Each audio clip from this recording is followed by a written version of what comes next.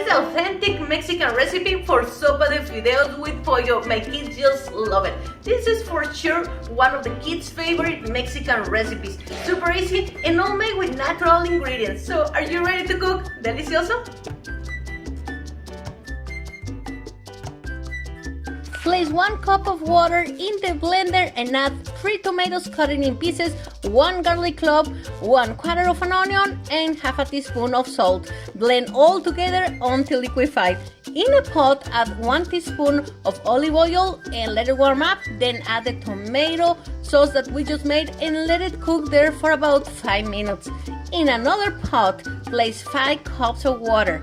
Add 1 garlic clove, 5 branches of cilantro, 1/4 of an onion, and a half teaspoon of salt. Add a piece of chicken. It can be just a piece or it can be a chicken breast. Let it cook between 15 to 20 minutes or until the chicken is completely cooked. In another pot, we're gonna add a teaspoon of olive oil and I'm gonna place in here my fideos or my Mexican noodles and I'm just gonna stir them until they have this beautiful golden brown color. Don't go to brown, just keep it light.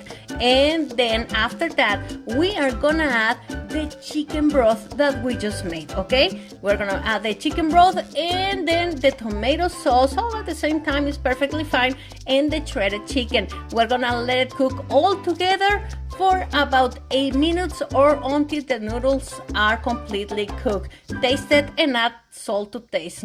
This is super delicious and it has tons of vitamin C. So if your kid has a cold or yourself have a cold, this is definitely some cold comfort food. Guys, remember to visit my blog site as Las Recetas de Laura. I'm leaving the link in the box description so you can check it out, where I have tons of more authentic Mexican recipes. I hope you enjoy. Remember to subscribe and I see you next week with another good Mexican recipe. Adios, amigos.